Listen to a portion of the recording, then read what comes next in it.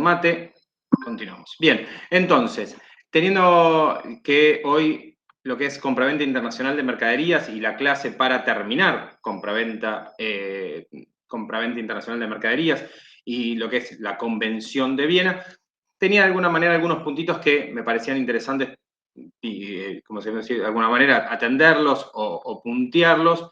¿Por qué? Porque, bueno, analizar un poco si la Convención de 1980 sobre compraventa internacional de mercaderías es, de alguna manera, un instrumento de derecho, ¿sí?, que nos puede servir en cuanto a lo que es, si es la ley aplicable, bien, si es el contenido, de alguna manera, más dispositivo importante, relevante y, se puede decir, más vinculado a lo que tiene que ver con lo que es, por ejemplo, los contratos de compraventa, ¿no? O sea, ¿es la Convención de Viena, ¿sí?, la normativa aplicable a lo que son contratos de compraventa internacional de mercaderías? Pareciera que sí, ¿sí? Porque de alguna manera nos da hasta la similitud en el nombre. Bueno, perfecto. ¿Y en el derecho, ¿sí?, en los derechos locales, funciona de esa manera? ¿O simplemente es un tratado que está ahí flotando y aquellos que quieren lo usan y aquellos que quieren no lo usan? ¿Bien?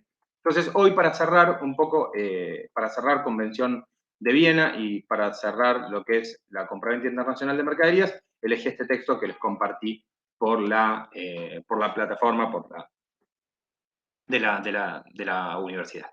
Bien, en lo primero, en cuanto a los aspectos básicos relativos a la regulación de la compraventa internacional, la Convención de Viena, ¿sí?, de 1980 sobre los contratos de compraventa internacional de mercaderías, es el instrumento de derecho uniforme, ¿no?, en sentido lato, lo que llamamos de contenido dispositivo más importante, no solo porque reúne de los contratos más típicos. ¿Qué significa que sea más típico?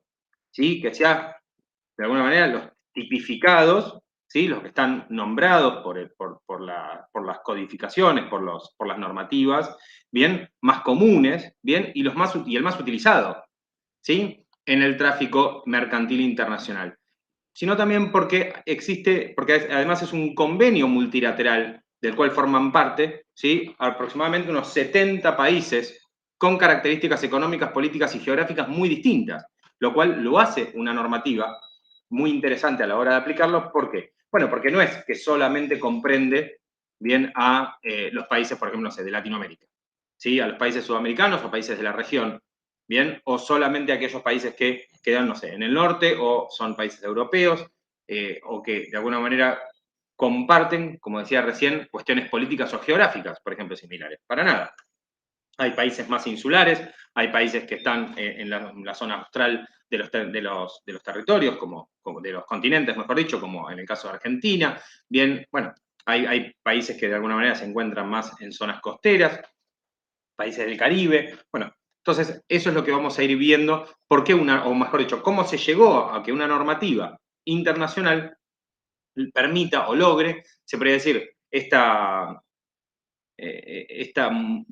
alguna manera, poder comprender a tantos estados distintos, de alguna manera con cuestiones, con particularidades, obviamente, ¿no?, que los hacen diferentes, bien, sin embargo, se podría decir, un instrumento utilizado, bien, por todos estos estados, y que, obviamente, las empresas, a la hora de realizar contrataciones privadas, bien, efectivamente recurren a la Convención de Viena, no solamente para el tratamiento de sus problemáticas o para la regulación de sus contratos, sino también los estados utilizan la convención para adecuar la normativa interna.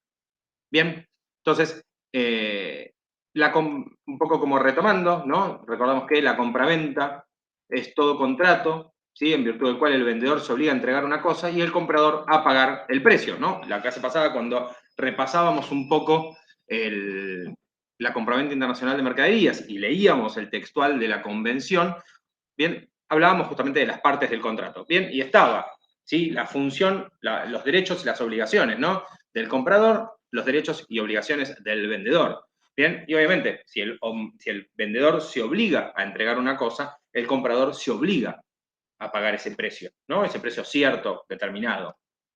Bien, para que la compraventa sea internacional, basta que el contrato presente elementos, ¿no?, de extranjería. Esto ya lo vimos cuando hablábamos sobre la parte general del derecho internacional privado, bien, y hablábamos sobre estos elementos de extranjería que definían al derecho internacional privado.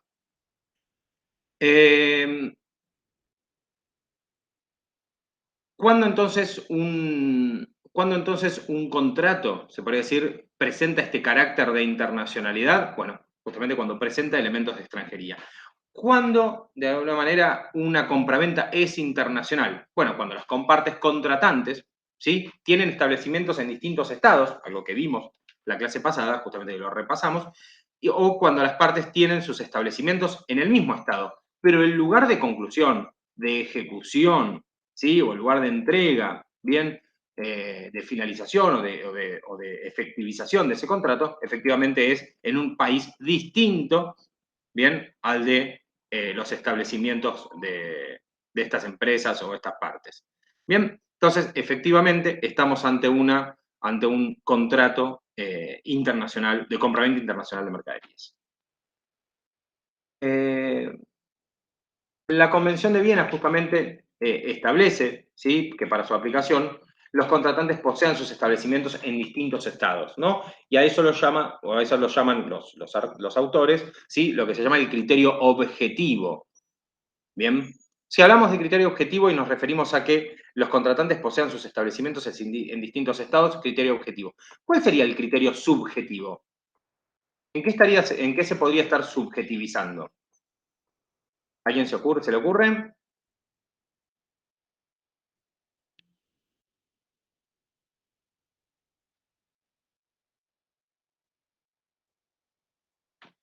¿Están ahí? Mm, Ah, La verdad que no. Sí, sí, estoy, pero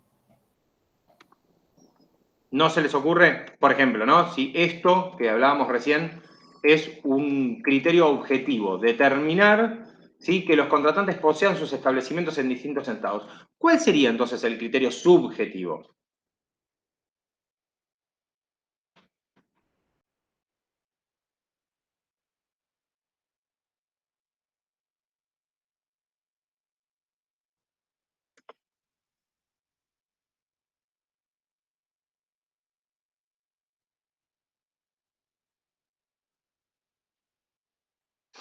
Bueno, yo les voy a explicar algo, o mejor dicho, les voy a comentar algo. ¿Por qué? Y acá en el trabajo lo van a encontrar. El elemento internacional opera justamente como un presupuesto de aplicabilidad de la convención, ¿sí? No como elemento que es una característica de naturaleza internacional del contrato, ¿sí? O sea, la falta de un establecimiento, ¿sí?, tal y como exige la Convención de Viena, perdón, no excluye la posibilidad de que el contrato sea internacional. Lo que excluye es la posibilidad de aplicar o no la convención. Las partes aún así se pueden someter a la convención, pero no va a ser obligatoria la aplicación de la convención, ¿bien? Porque estaría fuera. Entonces, esto de el criterio objetivo es importante, es necesario que los contratantes posean establecimientos en distintos estados. ¿Bien? Eso haría que la Convención de Viena, ¿sí?, sea directamente aplicable. Ese sería el elemento de extranjería por definición, ¿bien?, que haría que la Convención de Viena sea aplicable. ¿Bien? ¿Cuáles son los tipos o las clases de compraventas internacionales? Y acá hay, por ejemplo, unos ejemplos que nos da el texto que dice: una compraventa entre una empresa francesa y una empresa alemana con establecimientos en sus respectivos países deberá ser objeto de regulación por la Convención de Viena de 1980, pues los contratantes tienen establecimientos en distintos estados, parte de la Convención. Caso número 2, una compraventa entre una empresa francesa y una empresa alemana que tengan ambas sus establecimientos en España, sigue siendo internacional, aunque no lo sea de aplicación para la Convención de Viena, por no cumplir con el elemento internacional, ¿no? Acá está que ambas están con sus establecimientos en España, aunque la empresa sea francesa y la empresa sea alemana. Bien, presupuesto de la aplicación de la Convención, que no se estaría cumpliendo porque efectivamente están, como les decía recién, con los establecimientos en el mismo país. Eh, en este segundo caso, que igual no sé si el texto lo dice, pero si no se los digo yo, como les había dicho antes, las partes pueden someter, en el caso de realizar un contrato, pueden someterse a la convención, y la convención va a ser aplicable para las partes. Bien, aunque quede excluida, entre comillas, ¿sí?, doctrinariamente, ¿sí?, o de aplicabilidad directa, la convención, teniendo en cuenta que no se estaría cumpliendo con este presupuesto de aplicación de este elemento internacional que reconoce la convención. La naturaleza de los bienes objeto del contrato de compraventa internacional incide en la aplicación de distintos convenios de derecho internacional privado aplicables en esta materia. En este sentido, como tendremos ocasión de tratar exhaustivamente, la Convención de Viena de 1980 se aplica solo a aquellas compraventas internacionales de mercaderías. ¿Por qué hago esta aclaración? ¿Por qué hago esta aclaración de mercaderías? ¿Alguien que me ¿Podría ser ayude? de servicios? ¿Cómo? ¿Podría ser de servicios? Bien. Pero ¿por qué estoy diciendo específicamente que dice de mercaderías? Es decir, cuando el objeto son bienes muebles corporales, ¿no? Que son, de alguna manera, que yo los puedo agarrar. Genial. ¿Se puede aplicar sobre servicios la compraventa internacional de mercaderías?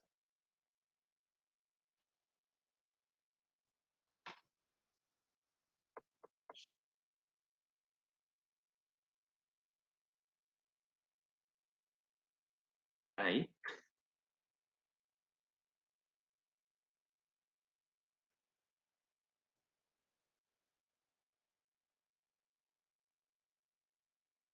¿Son los bienes inmateriales? ¿Sí? ¿Están dentro del ámbito de aplicación de la Convención de Viena? ¿Se acuerdan de esto?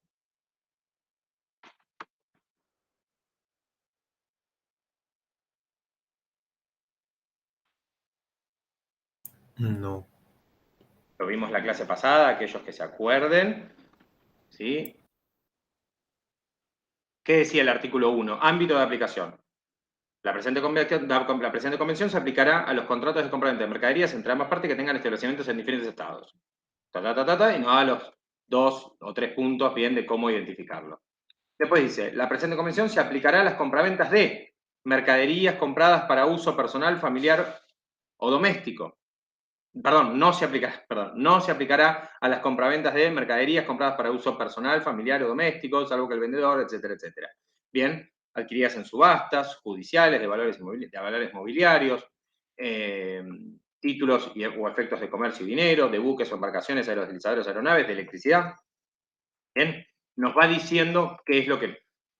La pregunta es, ¿las cosas inmateriales son objeto de los contratos de compraventa? ¿Pueden ser objeto de una compraventa internacional de mercaderías?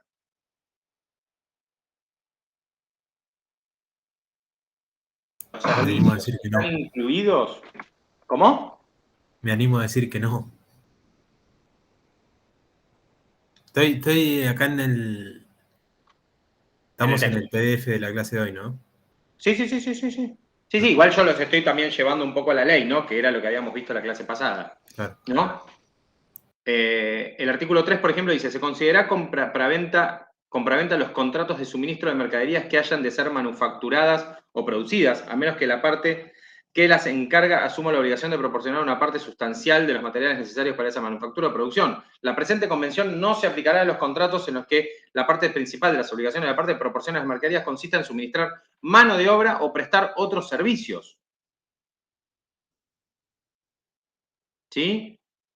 La presente convención regula exclusivamente la formación del contrato de compraventa y las obligaciones y los derechos y las obligaciones del vendedor y del comprador, ¿sí? Dimanantes de ese contrato, salvo disposición expresa, Entonces, vuelvo a preguntar. ¿Sí? ¿La compraventa internacional de mercaderías aplica a servicios?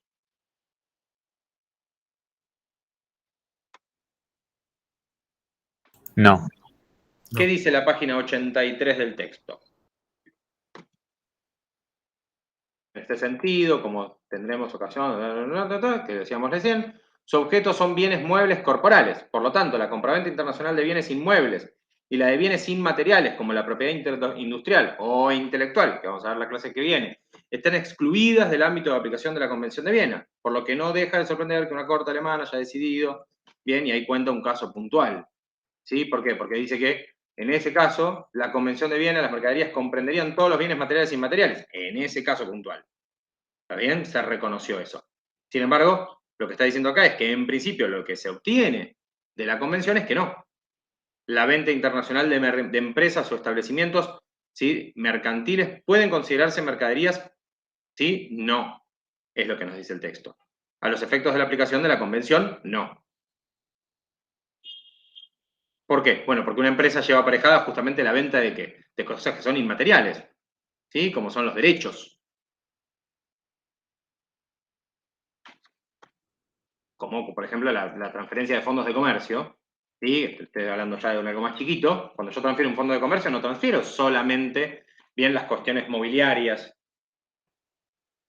También estoy transfiriendo, ¿sí?, cosas que no son tangibles, ¿no? Una unidad empresarial viva, dice en la página 84, si no me equivoco. Bien. Avanzamos un poco. En cuanto a lo que tiene que ver con la ley aplicable, ¿sí?, hace una introducción histórica, bien, que no es necesaria, además porque tiene en cuenta que habla sobre, de alguna manera, la aplicabilidad en España y demás, que tiene que ver con la proveniencia de las autoras o de los autores del texto, entonces no es necesario. Bien.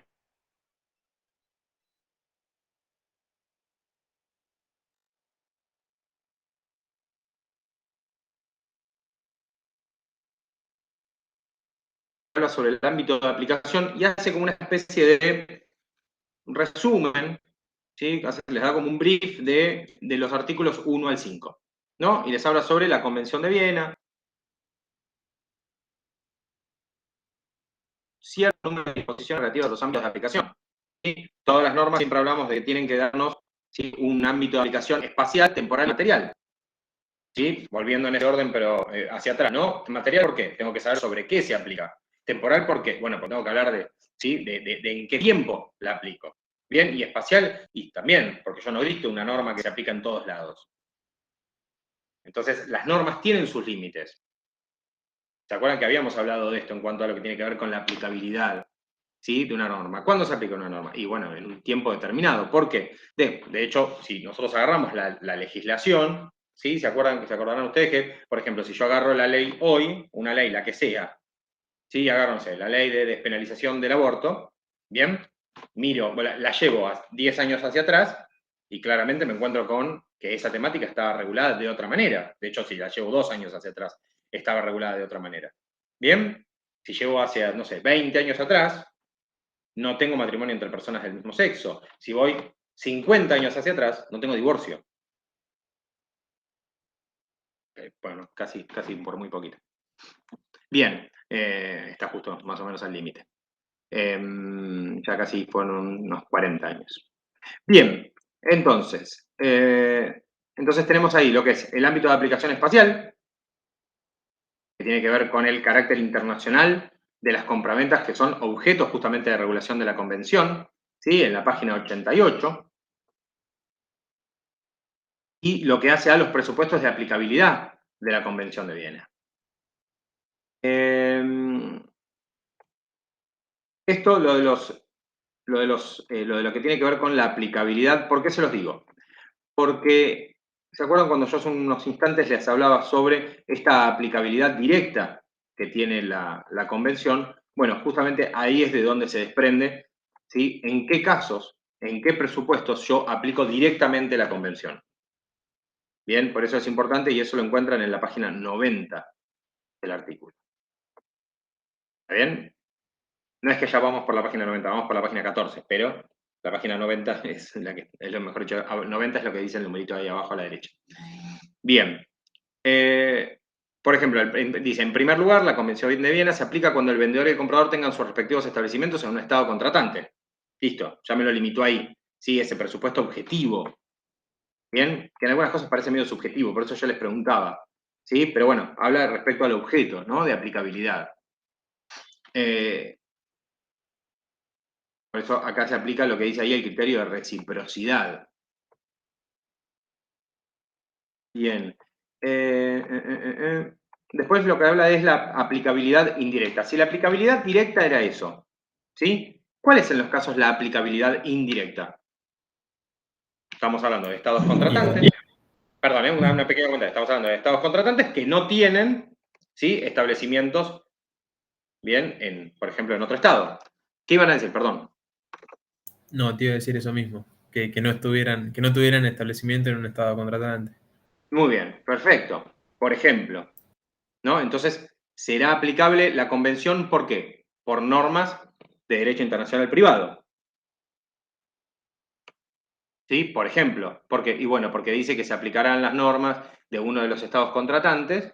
Entonces, cuando vos vayas a las normas de ese estado contratante, te va a reenviar, ¿sí? Te va a reenviar a lo que es la Convención de Viena, ¿sí? De compraventa internacional de mercaderías. Entonces yo puedo llegar de manera indirecta, ¿no? ¿Se acuerdan lo del tema de la quiebra, por ejemplo, ¿no? La quiebra directa y la quiebra indirecta. Yo puedo llegar a la quiebra a través del concurso, ¿sí? Porque intento el concurso, sale mal y me voy a la quiebra.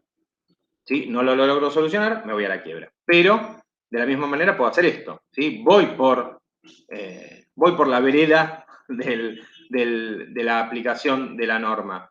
Genial, voy de manera directa, pero también puedo ir de manera indirecta. ¿Cómo? Bueno, a la hora de aplicar, ¿sí? A la hora de ingresar a lo que es el plexo normativo de derecho internacional privado de uno de los estados contratantes. Y ese estado contratante me remite. También tengo la posibilidad, como les dije yo, de someterse. Las partes de común acuerdo se someten a una convención. De la misma manera que, ¿se acuerdan?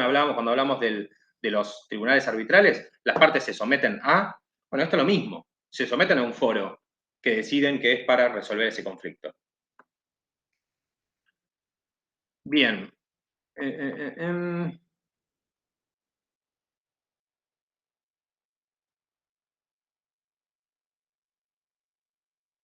En la página 96 van a encontrar lo que tiene que ver con el ámbito de aplicación temporal, ¿sí? En cuanto a la aplicación de la convención en el tiempo, conviene distinguir la aplicación de la convención con respecto a los estados que la han ratificado, ¿sí? Esto tiene que ver con esto de los estados contratantes y el proceso, ¿sí? Complejo federal de aceptar y ratificar un tratado, ¿no? Y hacerlo parte de la normativa.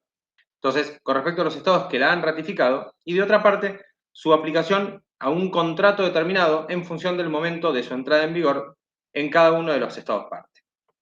Entonces, en el artículo 99.1, justamente se aplica o establece la convención que ha entrado en rigor con el depósito de 10 instrumentos de ratificación. Entonces, a partir de ese momento, ¿sí? La convención es vinculante, ¿sí? Y tiene vigor para todos los estados contratantes que han depositado esos instrumentos o aquellos que lo han ratificado, bien, entonces ya tiene vigor, ya funciona. Entonces, a partir de ese momento ya es aplicable, ya es de utilidad, ya es, como les decía recién, vinculante, obligatoria para las partes. Genial. Pero ¿qué pasa? Tengo la posibilidad de que no, tengo la posibilidad de que justamente no se haya dado este proceso, ¿sí? Y que en realidad se aplica un contrato determinado en función del momento de entrada en vigor. ¿Qué significa eso? Bueno, que hay estados que es capaz que tenían contratos realizados y todavía, ¿sí? Y todavía la convención no estaba vigente. Bien, entonces, efectivamente, ahí el tiempo, ¿sí? El aspecto temporal me va a decir que hasta ese momento, o mejor dicho, ese contrato no está alcanzado por la aplicación o por la entrada en vigor o por la función que tiene la convención. No es el caso, estoy hablando del pasado porque la convención está totalmente aplicable y todo, pero bueno. La Convención de Viena, en la página 98, dice, se aplica a los contratos de compraventa de mercaderías entre partes que tengan sus establecimientos en diferentes estados, algo que ya lo hablamos, según su artículo 1.1, distinguiendo entre la formación y los efectos del contrato de compraventa. ¿Sí? La convención se aplica a la formación del contrato solo cuando la propuesta de celebración del contrato se haga en la fecha de entrada en vigor de la convención. ¿Sí? Acá venimos otra vez a este punto, ¿no? Un punto anterior a esta situación y a hoy. ¿Por qué? Bueno, porque efectivamente la convención ya entró en vigor. Y esto ya estaría un poco desactualizado, porque ya entró en vigor en el año, no sé, 90, 91. Creo que habíamos leído la clase pasada. Bien. Y en cuanto a lo que tiene que ver con el ámbito de aplicación material, ¿sí? Justamente la delimitación de los contratos de compraventa y a los que les va a ser aplicable. Y acá aparece justamente la problemática esta de las mercaderías, la situación de los contratos de suministro, ¿sí? En la página 100.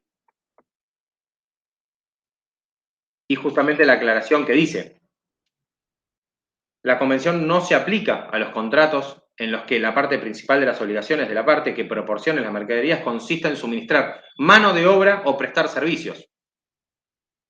Y acá queda de alguna manera zanjado el tema de los servicios.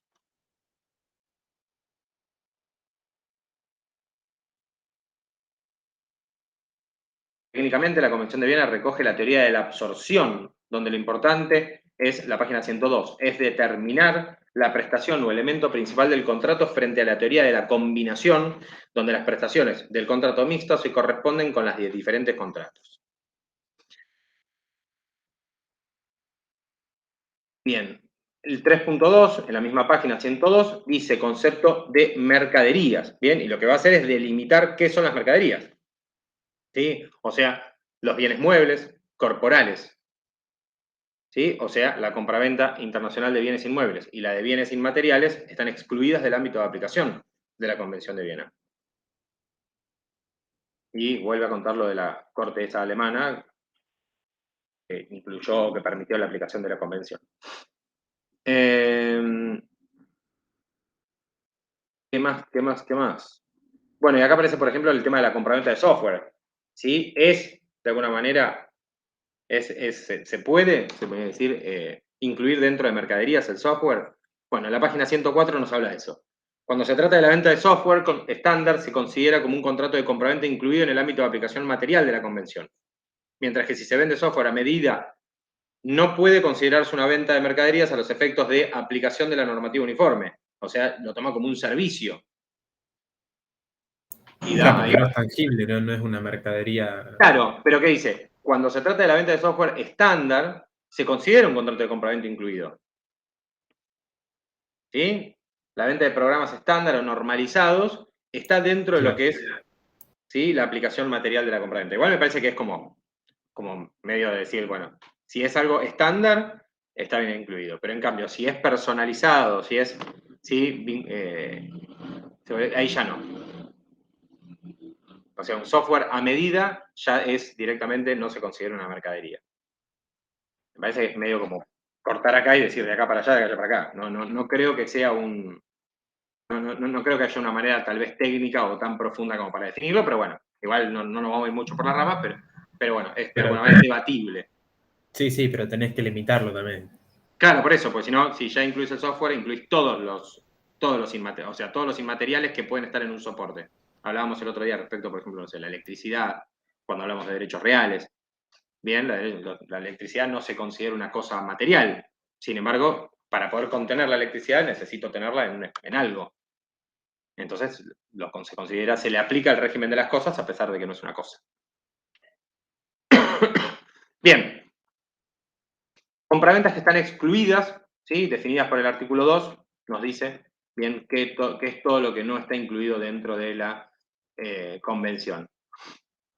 Todo lo que excluye de su ámbito de aplicación la convención, páginas 104 y 105.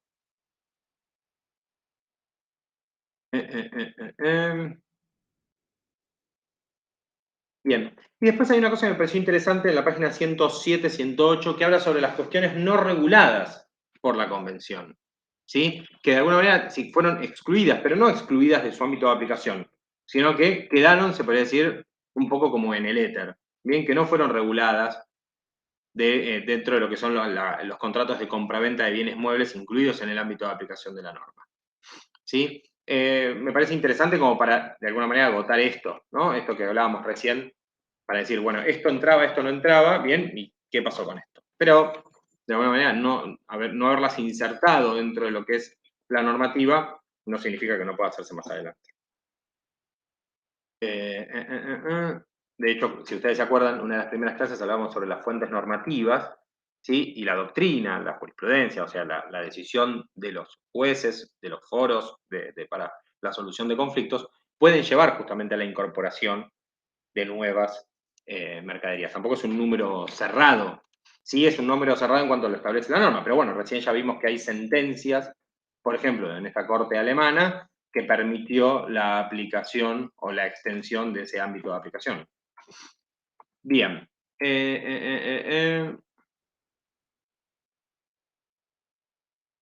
¿Qué más? Exclusión de la Convención de Viena por la autonomía conflictual de las partes. ¿Se acuerdan lo que era la autonomía conflictual? tenemos la autonomía de la voluntad y la autonomía conflictual. ¿A qué se refería con la autonomía conflictual? En una relación, en un contrato, en un acuerdo de voluntades, podía existir un conflicto, ¿sí? Las partes tienen la capacidad, tienen el derecho y tienen la autonomía de la voluntad de establecer sus pautas, de establecer sus contratos, todo, pero a su vez también establece, en el caso de que surjan conflictos, pueden, ¿sí?, disponer cómo resolverlos, ¿sí? Esta opción de foros que yo les decía antes, cómo resolverlo, por ejemplo, a través de un tribunal arbitral. Entonces, la convención aquí toma un carácter más dispositivo y permite lo que tiene que ver con, o habilita, lo que es excluye lo que es la autonomía conflictual de las partes. Excluye la autonomía conflictual. Exacto. Entonces, ¿qué es la convención misma? Va a delimitar el La derecho convención misma lo que aplicable. hace es, va a limitar, Claro, ¿entendés? Esta libertad, de alguna manera, que tienen las partes, ¿sí?, de establecer estos conflictos, o en el caso de disponer los conflictos. ¿Por qué? Porque la misma convención va a establecer, ¿sí?, el ámbito o sea, los dispositivos de solución de controversias dentro de la aplicación de la convención. Bien, claro. Distinto es si las partes no están alcanzadas por la convención y recurren a la convención para resolver un conflicto. Bien, eso es otra cosa. ¿Sí? Nosotros tenemos un conflicto que decimos, che, bueno, ¿cómo lo resolvemos esto? Bueno, mira, nos sentamos ante el director de la carrera y lo resolvemos.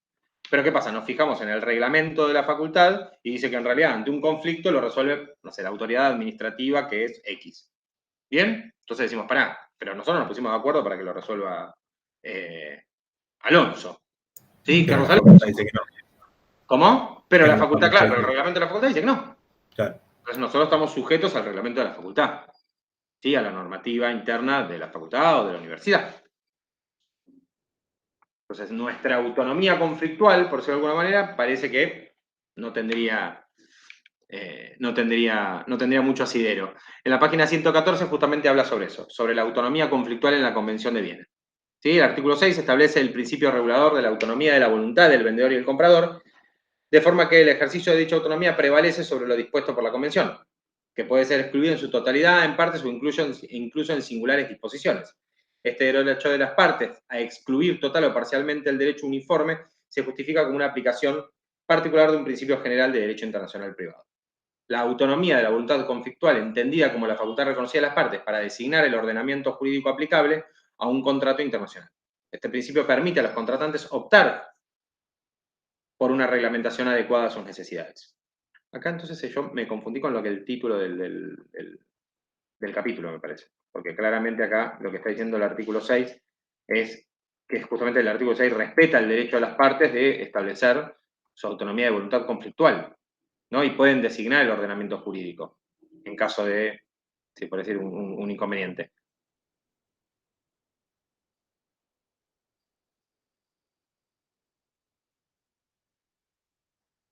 A ver.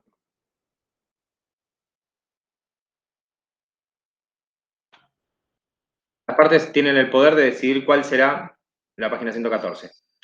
Las partes tienen el poder de decidir cuál será el derecho aplicable al contrato si la Convención de Viena o el derecho interno de un Estado. Se sigue así el precedente marcado por el artículo 3 de la Ley Uniforme sobre la Venta Internacional de 1964, que también disponía el efecto derogatorio de la voluntad de las partes sobre el derecho convencional elaborado por aquella conferencia. Exclusión expresa y tácita, debido a esta continuidad, aunque el artículo 6 de la Convención no diga nada al respecto, hay que entender que la exclusión de la Convención de Viena puede hacerse de dos formas, de forma expresa y de forma tácita.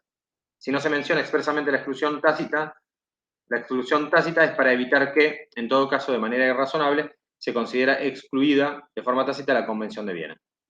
No cabe, pues, la exclusión, total o parcial, unilateral por una de las partes. Exclusión expresa puede llevarse a cabo a través de una disposición concreta en el contrato de compraventa donde se indique que la Convención de Viena sobre venta internacional de mercaderías no será aplicable a dicho contrato o mediante la inserción de determinadas condiciones generales, etcétera, etcétera. Bien, tenemos entonces la posibilidad de excluir la aplicación de la convención de manera tácita o expresa, ¿sí? Al momento de contratar, ¿no? Página 115, 116.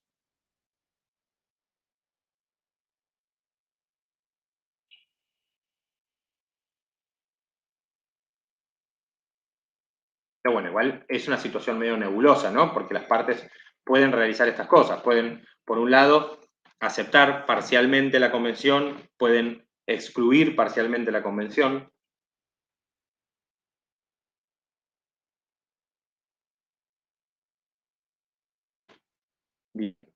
Es bastante larga esta parte porque creo que hasta la página y pico se va con todo lo que tiene que ver con la exclusión tácita, ¿sí? Los 46, 47 y 48 del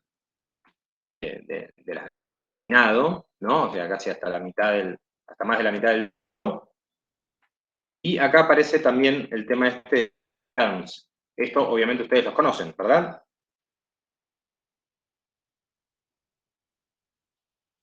Los 5 terms. International Chamber. ¿Lo tienen? Sí, sí. Bien. Sí. Usos y prácticas comerciales codificados, ¿sí? Elaborados por la Cámara Internacional de Comercio. Lo Bien, ahí vimos tenemos. Sí, no me va a salir la materia ahora. Práctica Profesional 2, el año pasado. Ok. Bien. Y después van a ver que en la página 52, o sea, la 128, habla sobre lo que es la autonomía material, ¿no? La autonomía de la voluntad conflictual y también la autonomía de la voluntad material, ¿bien? En cuanto a lo que es la puesta en práctica de la convención. Y en la página 130, ¿sí? Habla sobre lo que son las disposiciones imperativas de la convención. ¿Qué significará disposiciones imperativas? Digo, les pregunto porque ya hablamos un poco sobre lo que es lo imperativo.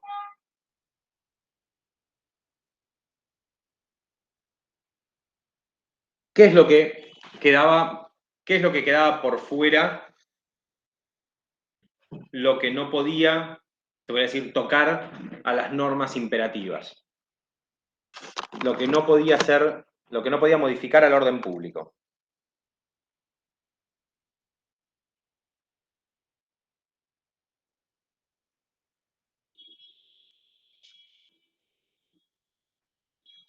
¿Qué es lo que las partes no pueden dejar de respetar?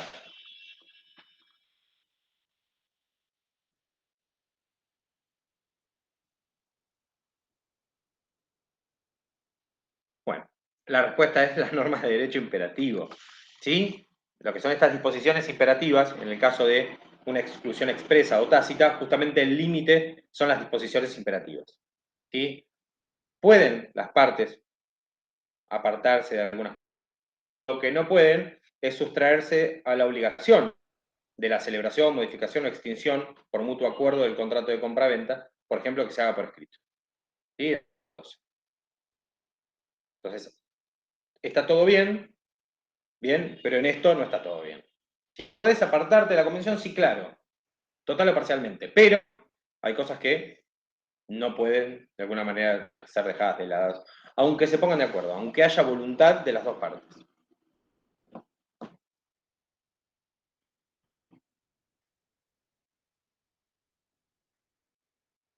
Esto en la página 54. Bien, ¿se entiende, chicos y chicas, lo que estamos diciendo? Lo que estamos Sí, hablando. sí, siguiendo el texto se puede. Y yo creo que por último, para cerrar esta parte tan teórica, tiene que ver con, por un lado, lo que es la interpretación, ¿sí? El texto. Y obviamente ya viene de hablar de las dificultades interpretativas y aplicativas de la convención. Entonces, el primer conflicto que tengo es la interpretación de la convención. ¿Sí? De hecho, arranca diciendo el talón de Aquiles de cualquier convención, ¿sí? Incluida la Convención de Viena, es la posibilidad del riesgo de que sean interpretaciones divergentes de un país a otro. El gran problema que tienen las convenciones. Cuando hablamos sobre derechos humanos, ¿sí? Hablamos de qué son los derechos humanos para mí y qué son los derechos humanos para el país vecino, o para el país que está más allá. ¿Sí? De hecho, en la región tenemos divergencias, por ejemplo, de un concepto de derechos humanos. Por eso hay una gran parte de la doctrina, o una parte, o al menos una doctrina, que habla sobre la innecesariedad o la imposibilidad de expresar, de conceptualizar lo que son los derechos humanos, porque de esa manera yo estaría acogotando, ¿sí?, el concepto, estaría acogotando, estaría reduciendo a su mínima expresión lo que son los derechos humanos, estaría sacando esa versatilidad, bien, que me dan los derechos humanos, permite ir a la India y que me digan los derechos humanos son tal cosa, y yo decir, sí, está bien, es como lo que yo digo, tal vez un poco distinto por acá y un poco mejor por allá. Bien. Entonces, obviamente, las reglas de interpretación cambian con el país y se cae o se tienen inconvenientes con eso.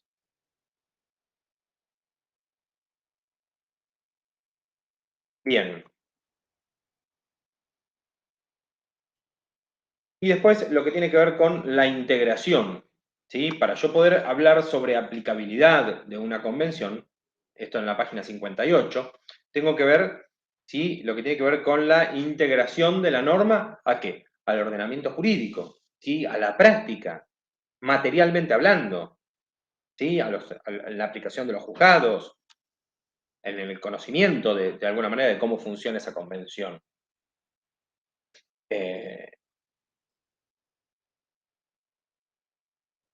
Por eso justamente antes yo les hablaba sobre la posibilidad de aplicar la convención por las normas de derecho internacional privado, no solamente para los estados contratantes y en el caso de que los dos sean contratantes, sino la posibilidad de aplicar una norma de derecho internacional privado que en principio no es aplicable a ese estado. Pero sí llego a la conclusión o llego a ese lugar porque, bueno, porque es una norma internacional súper reconocida, tipificada, bien, con las particularidades de este reconocimiento de varios países, ¿sí? Muchos que de alguna manera no comparten entre sí ideologías económicas, financieras, ¿sí?, sociales, culturales, políticas. Bien. Sí, y por último, esto que yo les había hablado sobre los Incoterms, ¿no? O que se los había mencionado en realidad, esto de los usos y costumbres. ¿Sí? El comercio internacional, y esto es volviendo un poco al principio y también volviendo a lo que hablamos las clases anteriores. ¿Sí? El comercio internacional, el comercio exterior, se rige principalmente por las normas, ¿sí?, que devienen de los usos y las prácticas del comercio internacional, del derecho internacional privado. Bien, entonces lo que se hizo fue traducir en forma escrita los usos y las prácticas que efectivamente eran seguidas en el comercio internacional por las partes contratantes. Bien, por eso es que hoy por hoy se dice, uy, mirá qué eficientes que son las normas. Claro, porque es simplemente la parte, es haber formalizado algo que funcionaba. Haber formalizado las 11 principales maneras que había de... Exactamente, Claro. exactamente. Dale lo de las 11 porque si no... 11, ¿no? ¿O 9? No, pero ¿por qué dijiste 11? Por los Incoterms, digo. No, está perfecto, pero por eso digo, porque capaz que alguno no lo sabe o no lo recuerda, por Ah. eso te dije que si lo podías decir a viva voz. Bien, ¿alguna duda de lo que estamos hablando, de lo que dijo Gastón recién?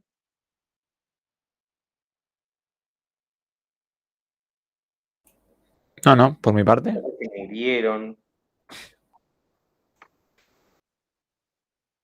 Bien.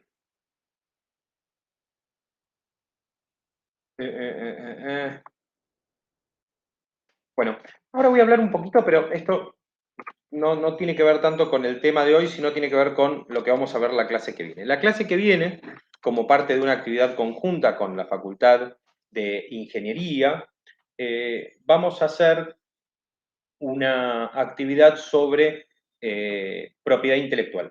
Bien, obviamente algunos de ustedes van a decir, bueno, profesor, pero ya lo vimos el tema, es verdad,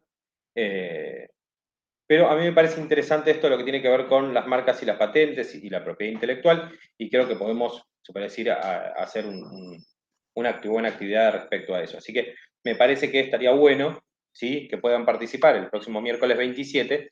Bien, se pueden anotar, tienen los famosos puntos Pancho y Coca, y bueno, nada, y la verdad es que me gustaría que estén presentes. Desde ya después les compartiré toda la información a través de la plataforma. Dijiste que arranca 5:30. Arranca 5:30 exactamente, arranca 17:30 y la idea es que a las 7, 7:30 ya terminemos. Salvo que, bueno, sea el evento participativo del año, ¿no? Y que se extienda mucho, que se extienda un poco más, pero no creo que se extienda mucho más. Claro. Entonces, me parece que, teniendo en cuenta que es muy pegadito el horario, todo, no digo, sí, que sea obligatorio, al menos tienen que estar presentes desde las 7, pero estaría bueno que estén presentes antes, obviamente, y que puedan participar, porque, bueno, les va a servir de repaso un poco de lo que vimos y de lo que no vimos, porque derechos intelectuales lo vimos, como yo les comentaba antes, como parte de los derechos patrimoniales y para de contar. Bien, entonces me parece que puede llegar a servirles algo. Repito, no es tanto sobre derechos, si bien el espacio, la actividad se llama derecho para, pero lo cierto es que propiedad intelectual no es necesariamente derecho, ¿sí? También tiene que ver con lo que les hablaba recién. Muchas son prácticas, usos, costumbres, ¿bien? Son cuestiones comunes. No sé, el registro de una marca, el registro de una canción, ¿sí? Yo que tengo acá a la vuelta del estudio Sadaic, por ejemplo, y eso no es necesariamente derecho, sí, obviamente da pautas, da facultades, da derechos, ¿no? Da la posibilidad de proteger lo que yo creé, mis creaciones, mis invenciones. Pero digo, no solamente eso, también es algo cotidiano. Es una fórmula, es la creación de uno. Entonces, me parece que puede llegar a ser interesante.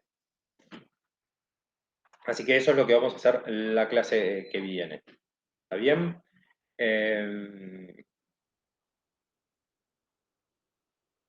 Y la otra, vamos a trabajar sobre contratos.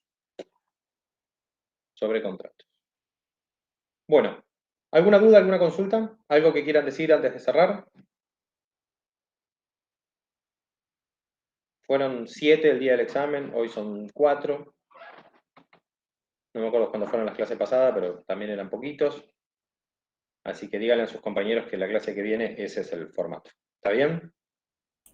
Bárbaro, profe. Igualmente va a estar en la plataforma y, perdón que creo que interrumpí a alguien, les pido por favor, sí, por favor, que accedan a las clases, vayan a ver los videos de las clases.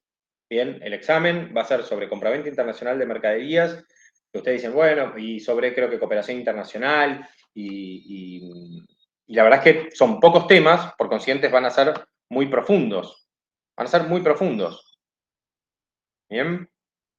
Ok.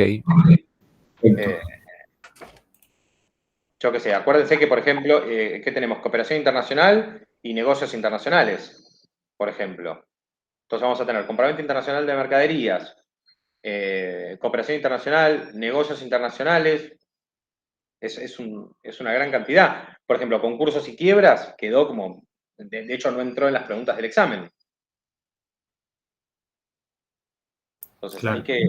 ¿Qué va a quedar para el siguiente? No va a quedar para el siguiente, pero sí va a quedar para el final. Para aquellos que tengan que, de alguna manera, retomar un poco. Porque el final se podría decir, es al todo y lo que salga. ¿Sí? Y si ustedes no se eximen de lo que es compraventa internacional de mercaderías, cooperación internacional, bueno, volvemos hacia atrás y hacemos como un gran todo. Es un poco la gracia del final como que el final como que recupera, compila un poco todo. Por eso yo les decía que la nota del parcial, tanto para el que se sacó 10 como para el que se sacó un 6, ¿sí? No digo que vale lo mismo, porque obviamente que no vale lo mismo, pero en realidad lo que importa es la nota del final. ¿Está bien? Claro, sí, está bien. Bien. Bueno, ¿dudas, consultas, algo que haya interrumpido mientras estaban por hablar? Gastón. No, yo creo que no iba a decir nada. Bien. Ignacio. No, yo Bien. tampoco. Matías. No, yo no tengo nada para comentar, ¿no? Abril. No, todo bien, entendí. Muy bien. Bueno. Chicos y chica, nos vemos entonces el miércoles próximo. ¿Sí? Les mando los datos para ingresar a la actividad a través de la plataforma del aula virtual. ¿Bien? Dale. Dale, profe. Bárbaro. Nos vemos. Que tengan una muy buena semana y buen fin de semana también. Nos vemos el miércoles.